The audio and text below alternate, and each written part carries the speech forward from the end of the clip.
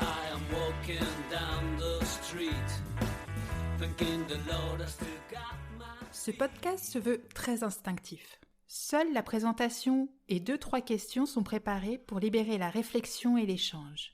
Pour que ce moment de conversation reste le plus naturel possible, le montage est très léger pour laisser les silences, les hésitations, les langues qui fourchent, qui en disent autant que les mots.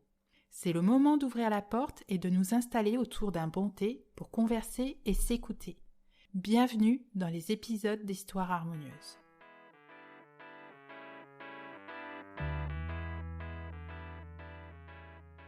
Aujourd'hui est un épisode très particulier pour moi. Je suis très fière et émue de recevoir Hervé, mon frère. Bien que nous soyons de la même famille, nous sommes très différents dans nos relations sociales.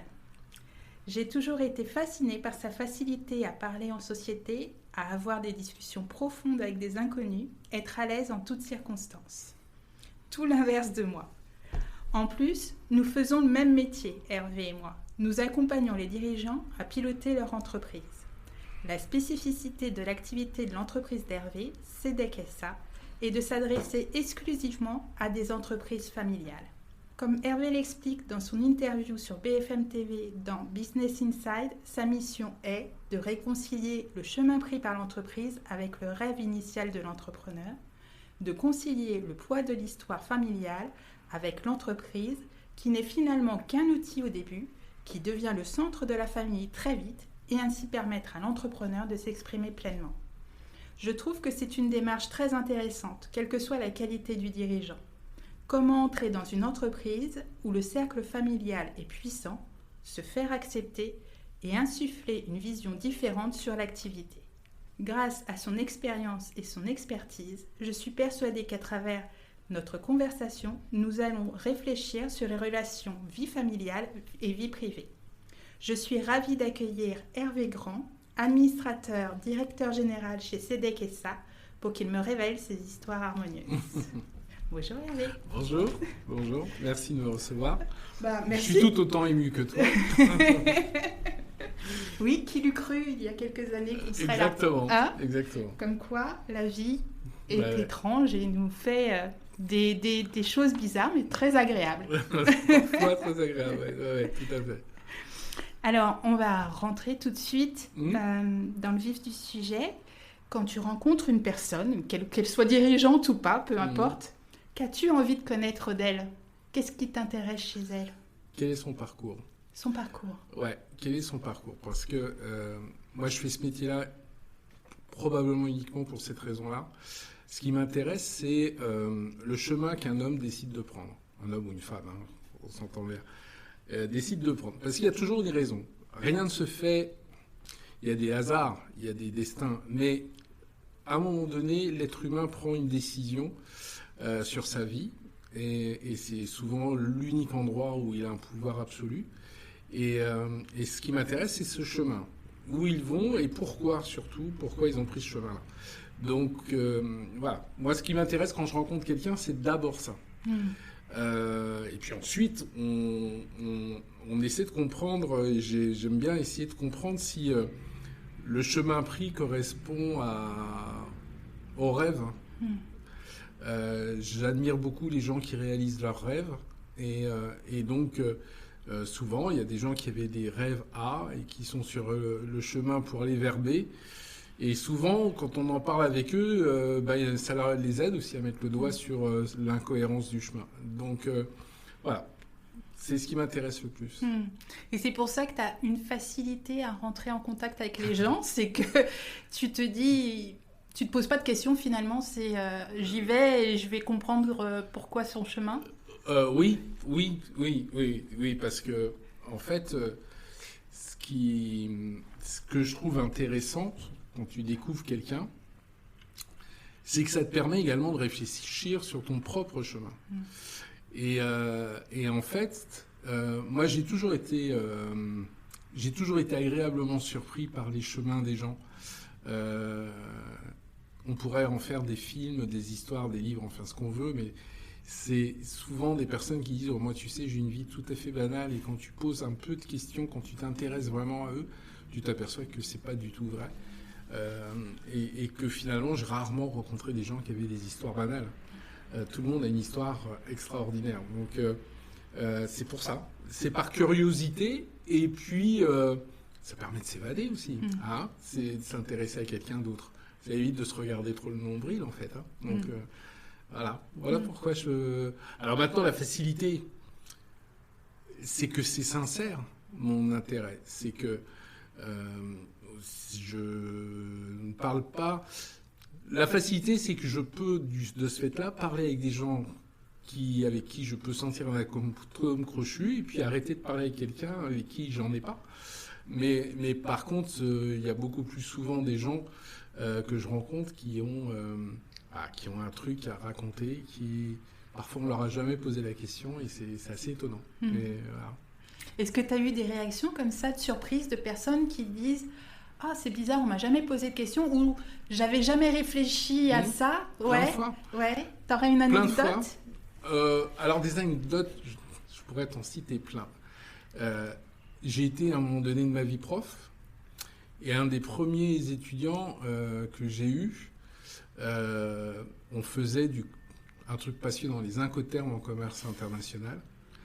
Et la personne me dit, c'était une jeune femme, me dit, mais vous parlez d'un truc, j'y comprends rien, parce qu'on m'a jamais parlé de ça. Alors que moi, j'étais persuadé d'avoir des gens en master qui avaient quand même un début de connaissances en commerce. Et en fait, je lui dis, mais vous avez fait quoi comme idée? Elle m'explique qu'elle a un master 1 en histoire de l'art. Ah oui. Alors là, vous imaginez, mon intérêt pour comprendre le chemin de cette personne qui avait une vingtaine d'années. Hein, et elle m'a expliqué qu'elle était passionnée d'art, qu'elle s'était éclatée dans ses études, mais maintenant, à 30 ans, n'ayant jamais travaillé de sa vie, elle s'est dit qu'il serait quand même intéressant d'apprendre un métier. Hein, de sa passion, c'est bien, mais d'apprendre un métier. Résultat, cette jeune femme qui parlait couramment allemand est responsable commerciale Europe pour une société d'outillage, qui en plus pas très glamour par rapport à l'histoire de l'art, et qui a une carrière incroyable. On est toujours en contact. Donc ça, c'est quelqu'un qui m'a abasourdi. J'ai à peu près la même anecdote avec un autre étudiant qui, lui, faisait des études d'archéologie et qui est un des directeurs régionaux d'ADECO, maintenant. Et puis, vous savez...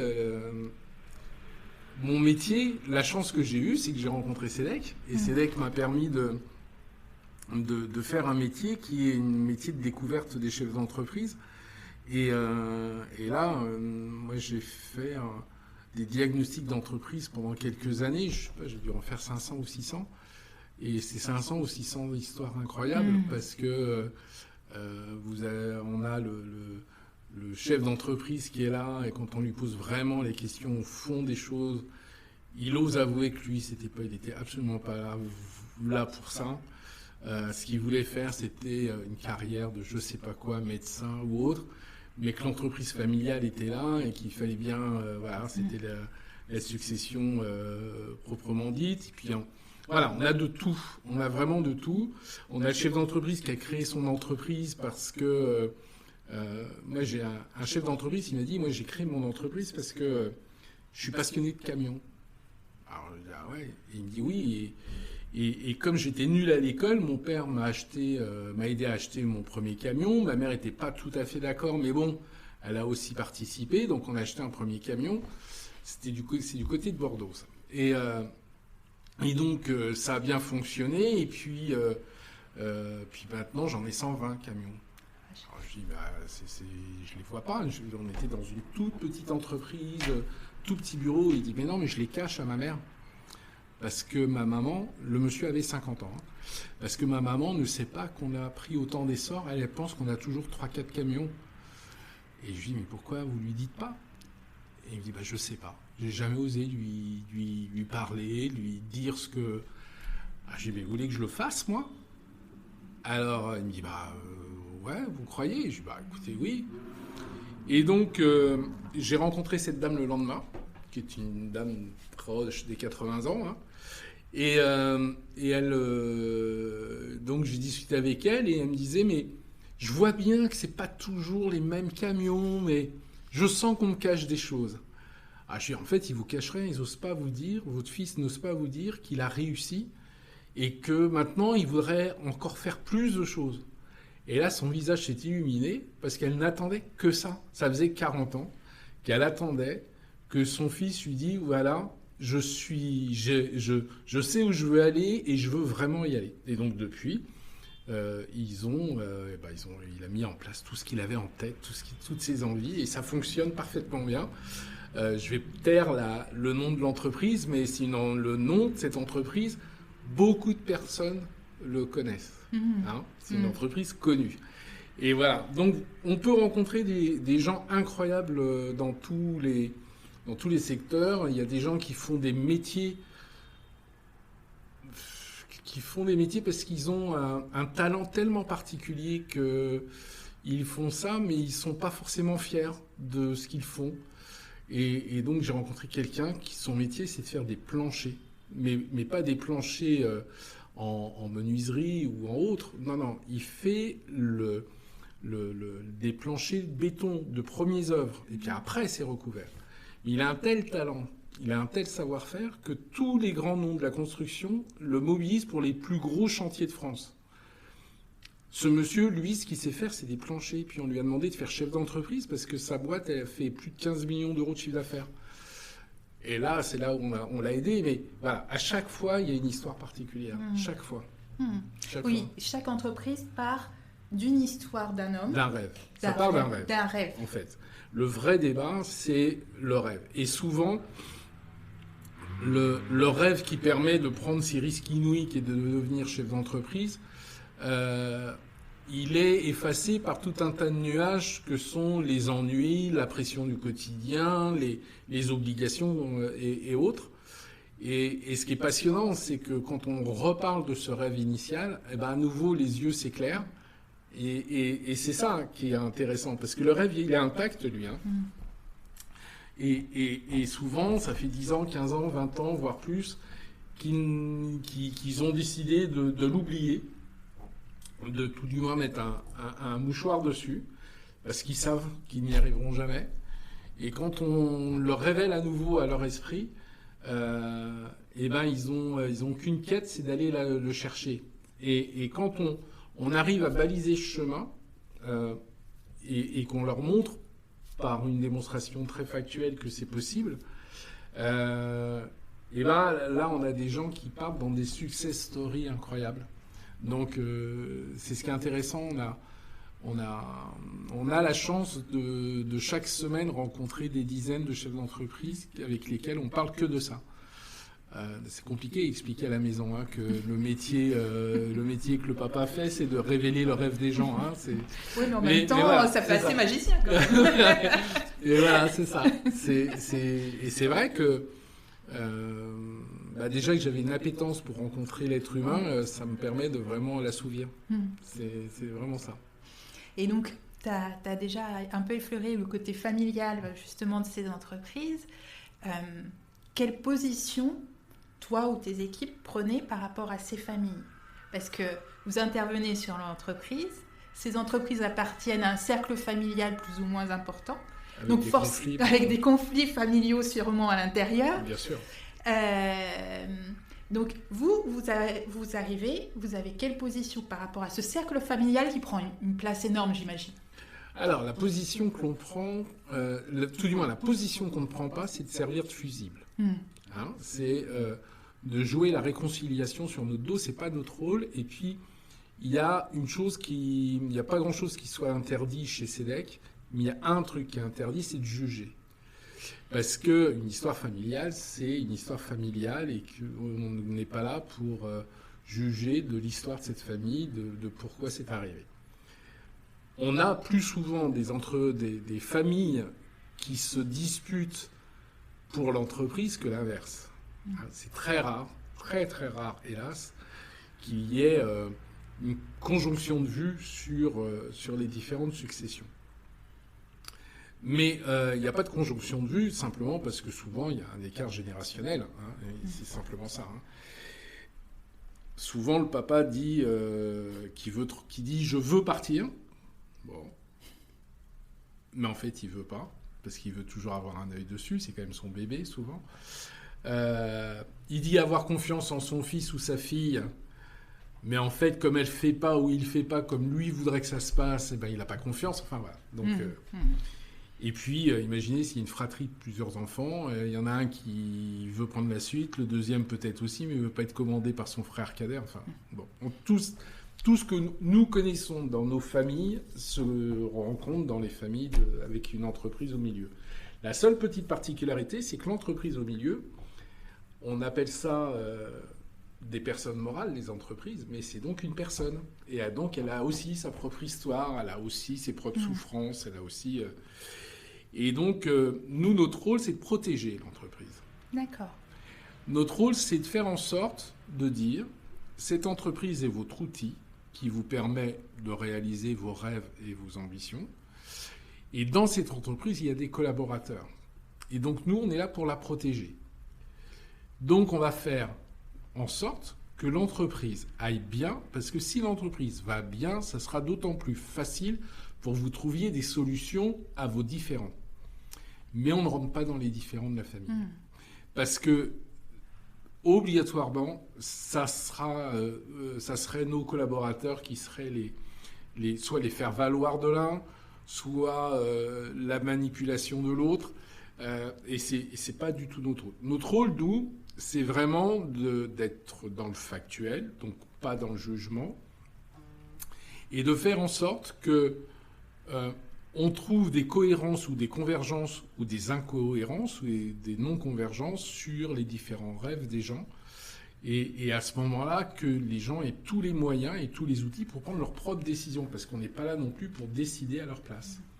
Donc nous, on est là pour apporter tous les éléments d'une prise de décision. Et c'est très compliqué parce que parfois nos collaborateurs se reconnaissent leur propre histoire ou la propre histoire de leur famille. Et c'est très très difficile pour eux de ne pas donner leurs sentiments. Ils peuvent donner leur ressenti, mais pas leurs sentiments. Donc voilà. La nuance est faible, hein, entre la les nuance deux. est faible, mais elle est importante parce que un ressenti, ça permet de s'assurer de la bonne compréhension de la situation. Un sentiment, c'est un jugement. Donc c'est définitif, ça n'appelle pas de discussion. Donc voilà. C'est vrai que sont des missions où la psychologie prend beaucoup de place, la technicité évidemment, hein, mais surtout la psychologie. Si nos collaborateurs n'ont pas cette sensibilité, c'est compliqué de travailler avec nous. Parce que très vite, les gens vont faire une mission, vont faire 2 missions, mais après ils vont être fatigués. Hein, et alors qu'il faut trouver un système qui est souvent propre pour se ressourcer entre chaque mission, se régénérer, voire de faire le deuil d'un certain nombre de situations pour pouvoir en entamer une nouvelle histoire. Ce sont des histoires, c'est une succession d'histoires que l'on vit semaine après semaine. Et alors comment... Parce que dans le monde actuel, percevoir nos ressentis, c'est un peu compliqué avec la vitesse et tout ce qui s'ensuit. Est-ce que vous avez des outils ou des choses que vous donnez à vos collaborateurs pour qu'ils puissent justement faire la différence entre ressenti et sentiment? Parce que la nuance est vraiment fine. Alors oui, il y a des formations, mais avant tout, notamment dans les phases de recrutement, on évalue la capacité d'un être humain à exprimer son ressenti. Tout le monde n'a pas la même égalité face à ça. Donner son ressenti, souvent, certaines personnes le vivent comme une mise en danger. Parce qu'ils n'ont pas été éduqués à le faire comme ça. Ils n'ont pas leur vie au quotidien, peut-être leur vie privée, ils n'osent pas le faire. Et donc, c'est vrai que chez nous, on essaie de travailler avec des gens avec lesquels on a pu évaluer leur capacité à le faire. Je redis bien, ressenti, pas jugement. Hein, c'est vraiment important parce que... donc on a des jeux de rôle, on a des méthodologies qui nous permettent le faire. On travaille beaucoup. La méthodologie est basée sur la méthode Carl Rogers qui a mis en place toute la reformulation notamment et avec les différentes formes. Donc on travaille beaucoup là-dessus. Mais c'est vrai que c'est pour ça qu'il y a des personnes qui rêveraient de travailler avec nous, parce que c'est vrai que aider les gens, c'est intéressant, mais il y a des personnes qui ont beaucoup de mal à le faire. Il y a des gens qui vont me raconter le détail de l'entreprise, donc ça c'est très bien, c'est très intéressant, mais où ils sont, ils ne savent même pas. Ils ne le savent pas. Et c'est vrai, tu as raison, c'est que notre vie nous interdit de faire part de nos ressentis, et pour autant, nous, c'est ce qu'on demande. Et ce qui est assez étonnant, c'est que quand on discute avec la nouvelle génération, eux font part assez facilement de leurs ressentis. Donc moi je suis plutôt réconforté par la nouvelle génération qui arrive, mais c'est vrai qu'il y a une génération actuelle des actifs où on baisse la tête et on avance et on ne dit pas ce qu'on ressent. Et notamment parce que ce sont des générations qui ont vécu depuis les années 95-2000 que des années de crise. Donc on a des gens face à nous qui ont plus de 20 ans d'expérience professionnelle en période de crise. Et la dernière, et ce qui se passe depuis 18 mois, n'a fait qu'accentuer. Et donc, surtout on se tait, parce que quand on a un emploi et que c'est la crise dehors, on courbe les chines et on avance. Et alors que quand on fait part de ressenti, au moins, ça permet à l'interlocuteur de savoir où il est. Et ça facilite la communication. Donc, Oui, clairement. La seule nuance que je mettrais par rapport à la dernière crise, c'est que justement, ça a permis, peut-être à des générations comme les nôtres, à plus dire leur ressenti. J'ai l'impression que justement, ça amène un peu plus de... Alors peut-être qu'aussi, je rencontre plus de gens comme ça, mais j'ai l'impression que cette crise du Covid permet de délier les langues un petit peu plus pour les générations comme les nôtres. Moi, ce que je ressens sur cette crise, c'est que les gens ont fait plus d'introspection. C'est-à-dire qu'ils ont donné plus d'importance à leur vie personnelle, à leurs envies personnelles, plus qu'à leur vie personnelle. Et donc, c'est vrai qu'ils en parlent plus facilement. Ça, c'est clair. J'ai remarqué aussi. Par contre, ce que j'ai remarqué, c'est qu'ils sont moins suiveurs. Ils ne sont pas prêts à avancer pour n'importe quelle cause. Et donc, c'était déjà assez présent. Mais là, aujourd'hui, on parlait uniquement des jeunes générations dans cet état d'esprit-là. Et aujourd'hui, je pense qu'il y a d'autres personnes qui sont un peu plus âgées qui l'ont aussi. Mais en fait, la problématique, c'est que on a des personnes qui communiquent moins. Et donc, du coup, ils ne font pas part de leur ressenti. Ils vont dire, bah non, moi je ne suis pas. Mais pourquoi ? On ne sait pas. Est-ce qu'il y avait un point où on pouvait trouver un amendement, un arrangement ? On ne sait pas. Et ce qui est assez drôle, c'est que on a des chefs d'entreprise qui nous disent actuellement, alors bon, moi le premier qui se remet ses priorités dans l'ordre, c'est le chef d'entreprise. Donc, il passe du profit à tout prix à je veux que les gens aient un cadre de vie cohérent, confortable. Très bien. Mais comment je fais pour les faire adhérer à ce projet-là ?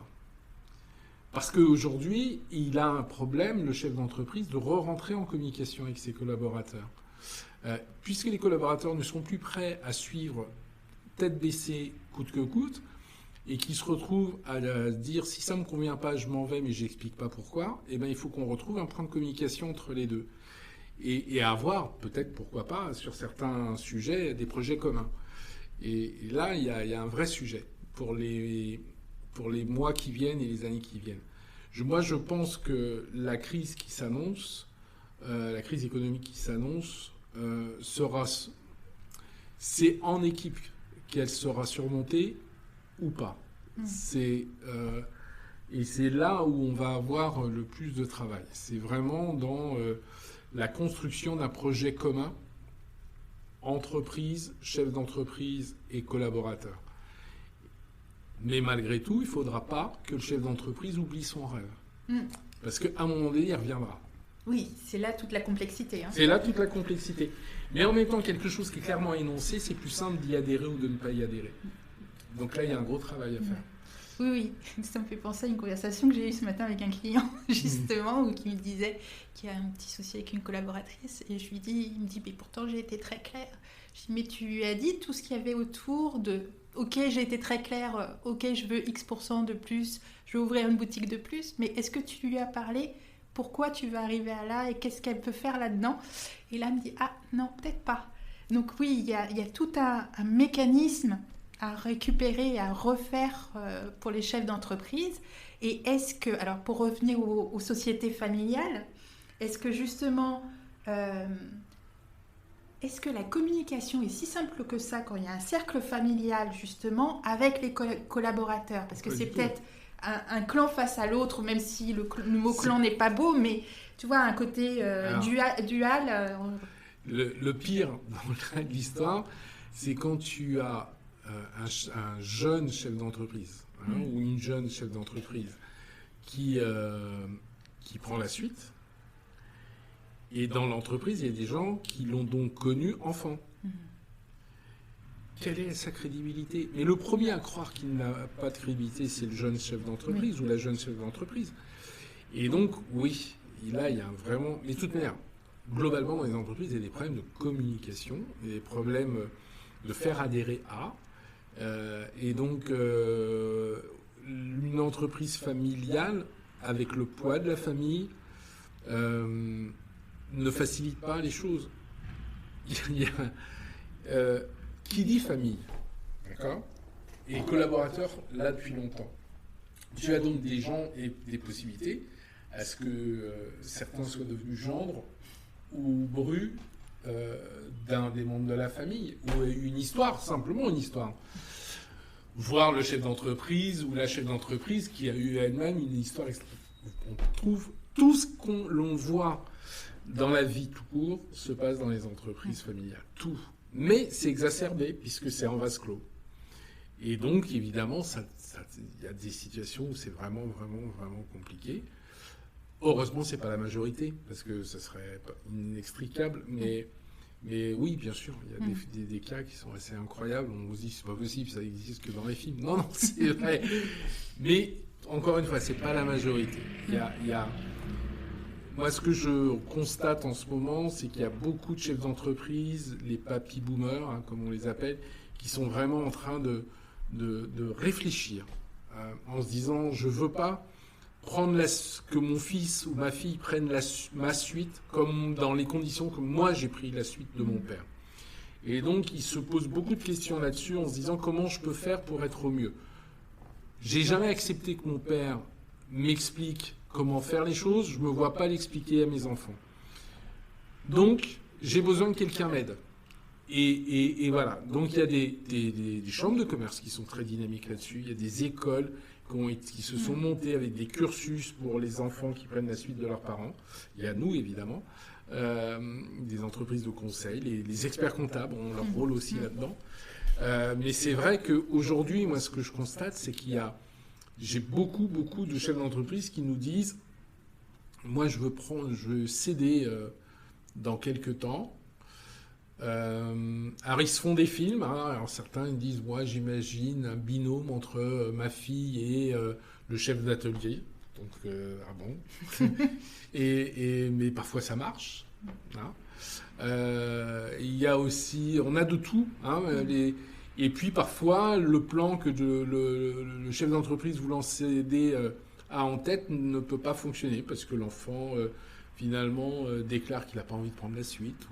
Voilà. Donc on a à peu près tous ces cas de figure. Et puis on a beaucoup de chefs d'entreprise qui nous disent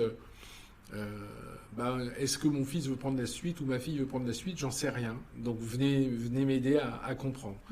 Et puis, on a aussi des cas où, là, on a une très belle histoire avec un chef d'entreprise et son fils et sa maman, puisque souvent la maman est très proche et elle est essentielle dans tout cela. Et on arrive dans un moment de conflit où les deux générations ne se parlaient pas. Et aujourd'hui, en fait, l'entreprise va être copilotée entre le père et le fils. Voilà. Et ça, c'était le rêve de la maman. Hein, ça, c'était le rêve de la maman.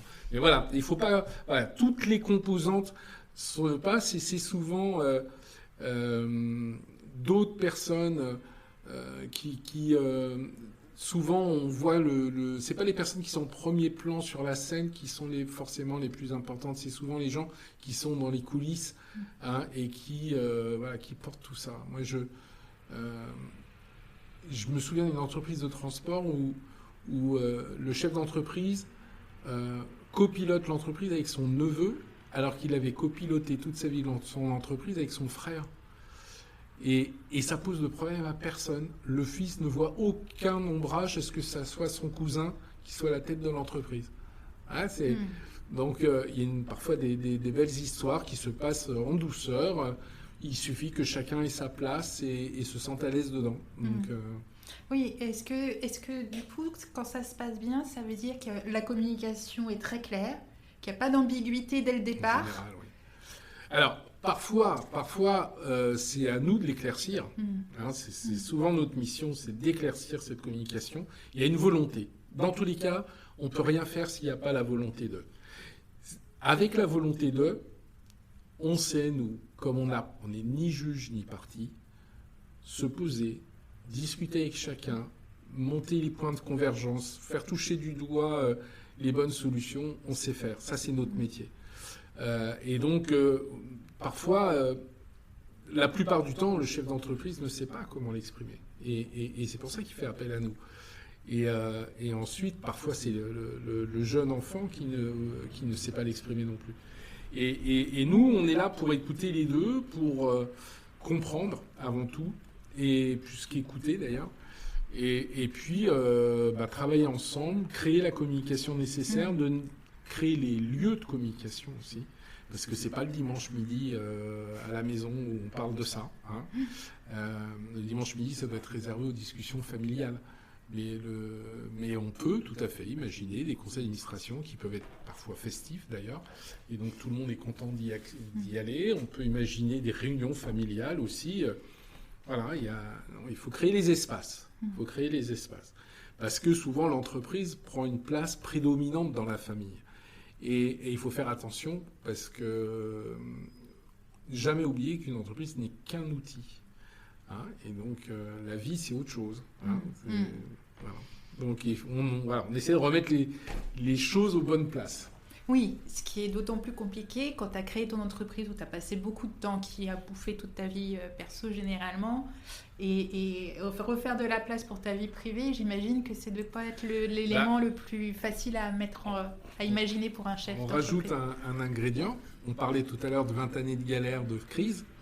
Donc en fait, ça veut dire que si le chef d'entreprise a créé son entreprise à 20 ans, même à 30 ans, il a vécu 20 ans d'emmerde, puisque les crises, c'est quand même pas très drôle.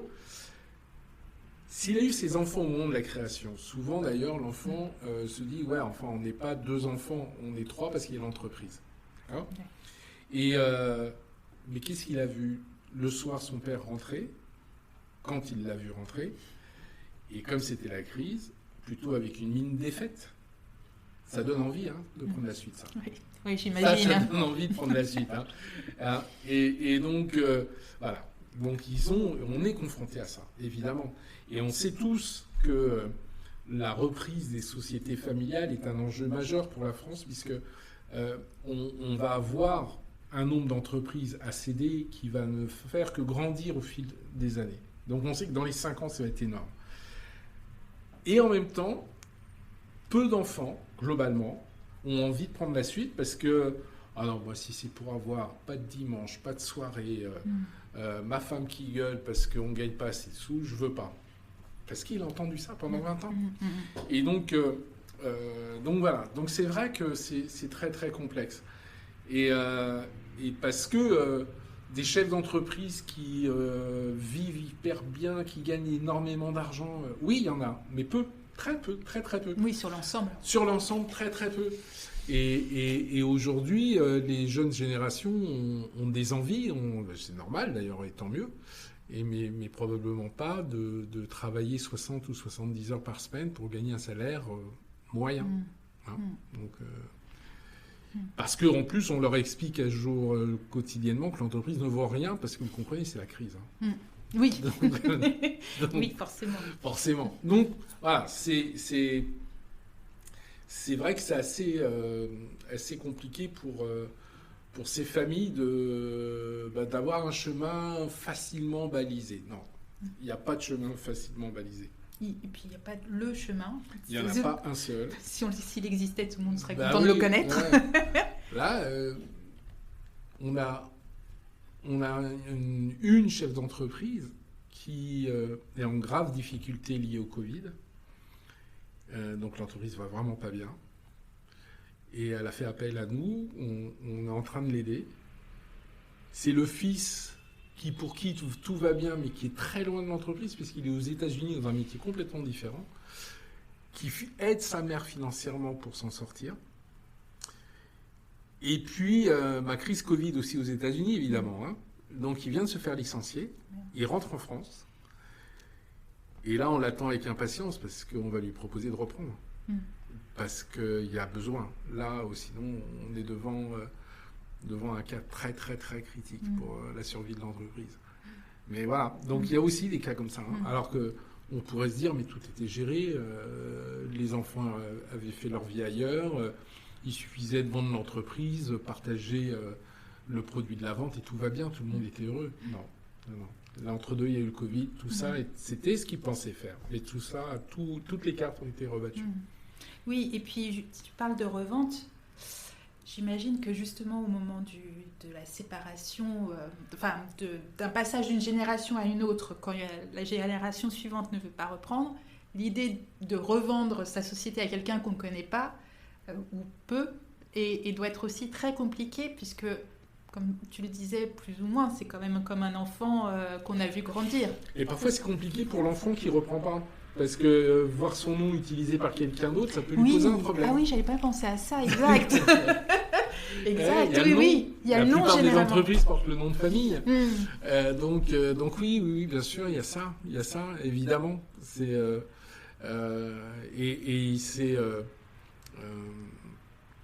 c'est très, très, très. Tous ces cas de figure sont complexes à résoudre. Vraiment, tous ces cas de figure sont complexes parce que il n'y a pas de choses simples. Voilà. Il n'y a pas de choses simples.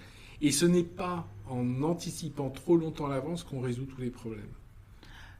Et après, il y a tellement d'aléas dans la vie que si tu anticipes, finalement, quand tu arrives au moment précis, c'est fini. Quoi. Les circonstances ne sont plus les mêmes. Et puis, il y a des trucs complexes. Hein. On vend l'entreprise parce que donc, les enfants ne veulent pas reprendre. Très bien. Mais l'entreprise est souvent sur le terrain familial. Bah oui. Donc voilà, il y a tout un tas de choses. Et puis, n'oublions jamais qu'une entreprise est d'abord constituée d'hommes et de femmes, qui sont les collaborateurs, et que moi je travaille essentiellement avec des entreprises en région, pour ne pas dire en province. L'entreprise est souvent dans le village, le premier employeur, voilà. Non, c'est compliqué parce qu'il y a une vraie responsabilité sociétale autour de tout cela. Il y a un attachement aux gens qui sont dans l'entreprise. Donc, il y a des décisions, ils n'imaginent pas que de ne plus les voir, de ne plus être amis avec eux. C'est compliqué. Oui, puis j'imagine qu'au moment où ils ont créé leur entreprise, ils n'imaginaient pas toute l'importance qu'ils allaient avoir par la suite. Ils ont créé ça parce qu'ils avaient un rêve et qu'ils avaient des envies. Mais chemin faisant, ils sont arrivés à quelque chose de très important pour la région. Et du coup, je pense qu'il doit y avoir une petite dissonance. Moi, j'ai une histoire qui me revient. C'était du côté de Rodez. Je travaillais pour un chef avec un chef d'entreprise pour rétablir bêtement son modèle économique. Il ne gagnait pas d'argent. Donc, il était maire du village. Tous les jeunes du village qui ne réussissaient pas des études, il les embauchait. Il avait un sacré boulot. Il avait plus... Lui, il se payait presque pas. Il était maire du village. Son seul souci, c'était est-ce que ma société va continuer à pouvoir embaucher les jeunes du village et leur donner une chance pour avoir un métier et partir après. C'était son seul but. C'était compliqué, hein, c'était vraiment très très difficile parce qu'il était sur un métier où on ne gagne pas beaucoup d'argent. Mais voilà, hein, on faisait les réunions ensemble dans la salle du conseil municipal, mais parce qu'il n'avait pas de bureau non plus, il avait réduit tout au maximum. Il voulait juste que ses salariés aient des belles camionnettes, parce qu'il embauchait tous les gamins du village. Alors un village de 400 habitants, c'était pas non plus... mais voilà. Oui, mais quand même. Mais pour lui, c'était le plus important de tout dans sa vie, c'était ça. Et il avait vu naître tous les gamins. Oh, c'est dingue. C'était incroyable. Ouais. Hein. Et au milieu de ça, il y avait son fils et sa fille. Hein, mais voilà, et les enfants étaient dans la même philosophie que le papa. C'est des belles... Enfin, tu dois rencontrer des belles histoires, des beaux chemins de vie. Oui, puis parfois très surprenant. Tu t'imagines pas le chemin, le papa, pourquoi il a créé ça. Moi, dans le sud de la France, il y avait... on est en audio, la photo vous aurait parlé tout de suite, mais société d'autocar, bizarre, hein, mais créée par le grand-père, et il avait fait monter son atelier par Gustave Eiffel. Pas mal. Pas mal. Hein. Donc entreprise centenaire. Et le papa avait géré ça à peu près. Et puis là, c'était au fils de reprendre. Le fils, un rebelle, comme rarement j'en ai vu. Je parlais de l'audio parce que si je t'avais montré une photo, tu m'aurais dit c'est pas possible. Il n'est pas chef d'entreprise. Eh bien, c'est le chef d'entreprise le plus brillant que j'ai rencontré. Il a tout redressé. Il a protégé la mémoire de son grand-père il en a fait presque un musée de son entreprise et il réussit. Incroyable. Comme quoi, les préjugés, les a priori, il faut vraiment les mettre au placard quand on fait ce métier-là. Oui, c'est clair. Et alors, justement, cet homme-là, sa qualité première pour qu'il puisse redresser son entreprise, pour toi, c'était quoi? Son attachement. Son attachement. Il était profondément attaché à l'histoire de sa famille et à l'histoire de son entreprise, que son grand-père avait constituée. Et c'était ça. Il n'était pas passionné du tout par le métier. Il était loin de ça. Il avait des hobbies et des passions qui étaient très très loin de l'autocarisme. Mais ce qui était important, c'était son nom, son bâtiment et son histoire. Et c'est ça il transpirait tellement cette histoire et cet attachement qu'il faisait soulever des montagnes à ses collaborateurs. C'était vraiment impressionnant. Donc en gros, un chef d'entreprise familial ou pas, dans tous les cas, pour que ses collaborateurs puissent le suivre jusqu'au bout du monde, c'est lui de croire à fond à son rêve ou à son histoire pour pouvoir arriver à... C'est y croire à fond et l'exprimer, ne pas avoir honte de l'exprimer. Hein? Un projet d'entreprise, c'est pas un mot que l'on apprend dans les écoles de commerce. Un projet d'entreprise, c'est quelque chose qu'on partage en expliquant on va là parce que et voilà comment nous allons le faire. Ou si on ne sait pas comment, c'est comment vous imaginez qu'on puisse le faire. Et ça, ce projet d'entreprise, il faut vraiment en parler, que ça soit vraiment la ligne directrice, l'objectif à atteindre pour tous. Et je pense que à partir de ce moment-là, les entreprises iront mieux. Il faut beaucoup plus faire appel à l'intelligence collective. Oh oui. Beaucoup plus. Mais c'est compliqué, c'est très dur, parce que si on dit qu'on fait ça, ça veut dire qu'on s'expose à devoir parfois prendre des décisions pas simples. Alors que si on ne dit pas ça, on ne prend pas de décision. Oui. Et après, il faut aussi réussir à faire la part des choses entre ce qui est proposé dans le collectif et toi, en tant que chef d'entreprise, prendre la décision pour continuer. Il faut que tu restes le garant du cap. Oui, il faut y avoir réfléchi. Il faut avoir vraiment posé les choses et avoir vraiment réfléchi aux tenants et aboutissants. Ça s'invente pas. C'est pas je me lève le matin en disant tiens, demain on va à gauche et puis demain on va à droite. Ça, c'est un collaborateur, et avec tout ce qu'on a dit juste avant, en plus, ils suivent plus, ils adhèrent plus. Donc il faut vraiment prendre le temps de réfléchir. De toute manière, le métier de chef d'entreprise, c'est 4 métiers en un. Premier métier, c'est le savoir-faire technique. Ça, peut pas, c'est leur truc. Il faut vraiment qu'ils connaissent sur le bout des doigts son métier. Le deuxième métier, c'est un métier de gestionnaire. Il faut savoir gérer au mieux les ressources de son entreprise. Mais il y a 2 métiers qui sont souvent passés sous silence. Le premier, c'est un métier d'investisseur. Parce que celui-là, souvent, ils le font pas. Ou ils le font, c'est l'expert comptable qui le fait. Hein. Mais eux, leur vraie volonté d'investisseur, ils l'expriment rarement. Et le quatrième, je le vois encore moins souvent, c'est manager. Et c'est vrai que la difficulté, c'est que ces 4 métiers-là, un chef d'entreprise, s'il ne les fait pas, il ne va pas au bout de sa mission. Quelle est l'école en France qui apprend ces 4 métiers? Ça n'existe pas. Pour autant, on demande au chef d'entreprise d'être à 100% responsable de tout ce qui se passe sur ces 4 domaines. On a un problème. On a un vrai gros problème. Après, on s'étonne que nos chefs d'entreprise de PME, puisque c'est essentiellement celles que je connais, vont pas à l'exportation, ne grossissent pas. Évidemment. Trop de risques. Évidemment. Et je pense qu'ils sont...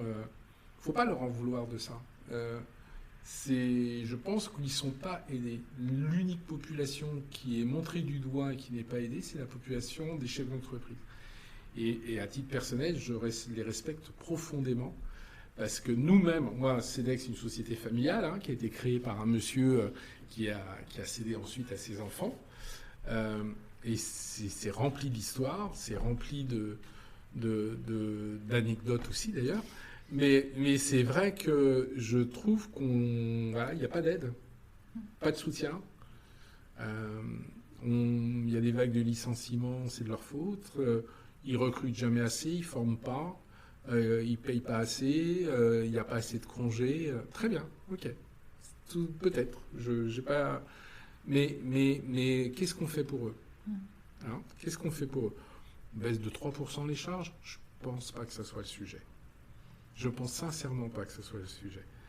Qu'est-ce qu'on fait pour eux? Eux, payer des impôts, en général, c'est pas leur problème. C'est pas un problème. Mais qu'est-ce qu'on fait pour les soutenir? Le moral des chefs d'entreprise n'est pas qu'un indice dont on parle de temps en temps.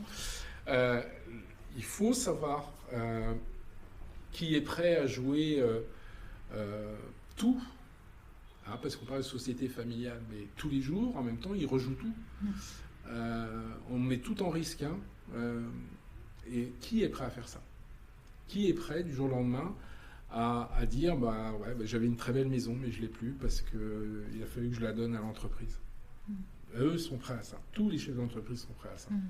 C'est ça qui est admirable. Moi, je suis très admiratif de ça. Oui, c'est très beau. Et puis... d'autant plus dans une structure familiale où finalement il n'y a pas que l'entrepreneur qui perd, il y a toute la famille aussi qui perd. Oui. Et les collaborateurs qui sont dans un petit village ou dans une province. C'est souvent d'abord des histoires de couple qui consacrent une partie de leur vie à leur entreprise. Et c'est parfois, et c'est souvent très joli à ce moment-là, un rêve commun.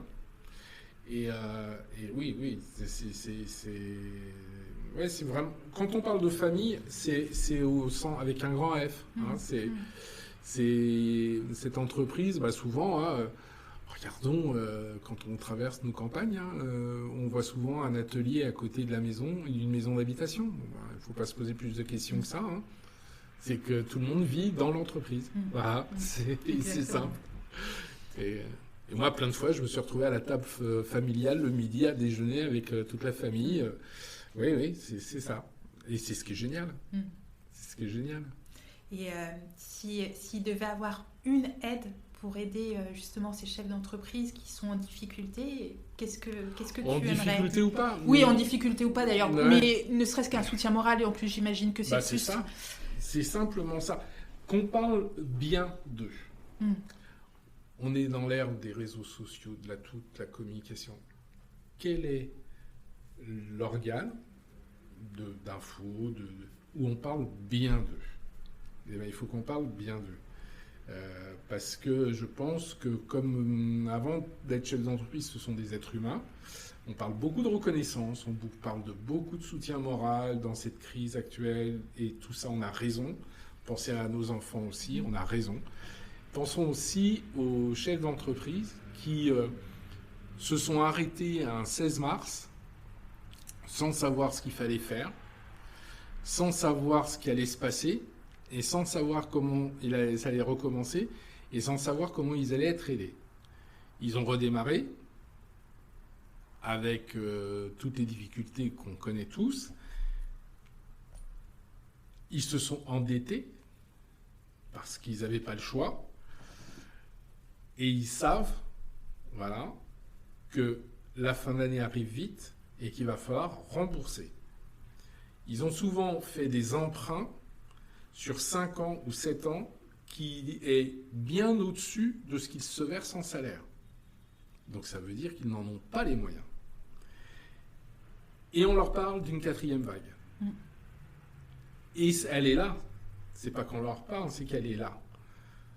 Et bien, pour une fois, si on se mettait à leur place, dans leur tête, on essayait de se mettre dans leur esprit en se disant, ben moi je vivrais comment tout ça? Et ben c'est ça. Je pense que vraiment il faut qu'on ait de la considération et de la reconnaissance pour ça. C'est la première aide qu'on peut leur apporter. Et ça coûte rien ça, donc on peut le faire. Et puis je pense que parce que ce sont des acteurs comme les autres de la vie courante. S'ils n'existaient pas, ça serait aussi dramatique que si les paysans n'existaient pas. Voilà, tout le monde a met sa pierre à l'édifice. Et je pense que c'est ça qui leur manque le plus. Qu'on arrête de parler d'eux en mal. Oui, il y a quelques personnes qui sont pas très bien, ok. Mais comme partout. Mais qu'on parle en bien de moi. Quand je vois toutes ces entreprises qui redémarrent ou qui ont redémarré, c'est incroyable. Hein. C'est incroyable. La force de l'être humain est incroyable. Et souvent, on a tous les collaborateurs qui étaient dans l'entreprise pour redémarrer le truc. Parce que là pour le coup, il y avait vraiment un esprit d'équipe, un esprit de corps. Hein. Moi, je trouve ça fabuleux. On l'a vécu chez CEDEC, on s'est arrêté pendant 3 mois. Et c'est vrai que c'est des périodes qui sont... Ouais, ça marque une vie, bien sûr. Ah bah c'est tellement exceptionnel. Bah heureusement. Heureusement. Mais j'étais avec un collègue espagnol tout à l'heure. Barcelone, ça referme. Ouais. Voilà. C'est compliqué. C'est vraiment compliqué. C'est vraiment une période compliquée. Oui, parce que déjà dans une vie classique où il n'y a pas le Covid, on ne sait pas bien l'avenir, mais alors là, c'est encore plus incertain. Tout à fait. Et pour autant, il faut être volontariste et volontaire et optimiste. Sinon, on peut pas faire, ils peuvent pas faire les chefs d'entreprise qu'ils sont en train de faire. C'est impossible. Eh bien, écoute, je pense que terminer sur une note d'optimisme, je trouve ça plutôt sympa. Voilà. J'espère que ça va pouvoir aider. Et puis, oui. Puis voilà, moi, je suis à disposition. On a encore plein d'anecdotes. Ah oui, non, mais ça, j'en suis sûre. Ouais. On a plein d'anecdotes. Toi qui parles facilement avec les gens, est-ce que tu aurais envie que quelqu'un parle comme ça de ses relations, alors professionnelles, parce que je me consacre plutôt professionnel, est-ce qu'il y a quelqu'un à qui tu aimerais bien poser des questions ou tu aimerais bien connaître un peu mieux comment il vit ses relations professionnelles? Alors, ouais, moi, ce qui m'intéresserait, c'est quelqu'un qui s'engage dans une action communautaire. Un maire, quelqu'un qui se lance dans une association. Parce que c'est aller plus loin que son rôle professionnel. C'est que Et ça, vraiment, après quoi ils courent, ces gens-là? En plus du reste. Après quoi ils courent? Je trouve ça assez troublant. Dans les sociétés de conseil, tu sais qu'on a Syntec. Et je ne sais pas si je vais pouvoir t'aider à cela, mais Mathieu Courtecuisse, qui est le président de Syntec, qui est un jeune entrepreneur, hein, il a 45 ans, il a créé son cabinet de conseil. J'aimerais, si quelqu'un comme ça, je pense qu'il y a beaucoup de choses à communiquer. D'accord. Eh bien, écoute, j'ai hâte de le rencontrer pour en savoir un peu plus. Je vais essayer. Eh bien, merci beaucoup, Hervé. Avec plaisir. À bientôt. À bientôt.